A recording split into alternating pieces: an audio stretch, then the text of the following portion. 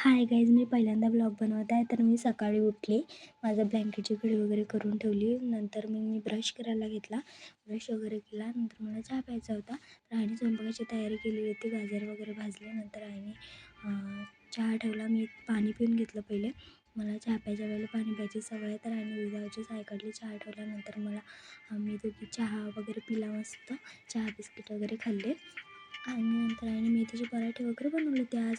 टोमॅटोची चटणी आणि सोया वडा, पोळी हे पण बनवलं होतं सर्व. मग माझी थोडीशी कामं राहिली होते, झाडून वगैरे काढलं मी आणि भांडे वगैरे घासून घेतले.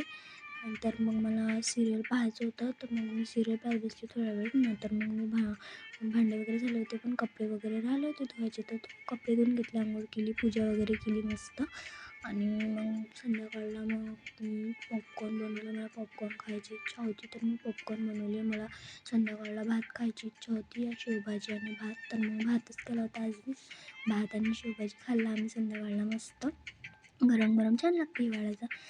बघू शकता, भांडे वगैरे घासले, ओटा वगैरे पुसला. तर भेटूया पुढच्या ब्लॉगमध्ये. Bye, good night.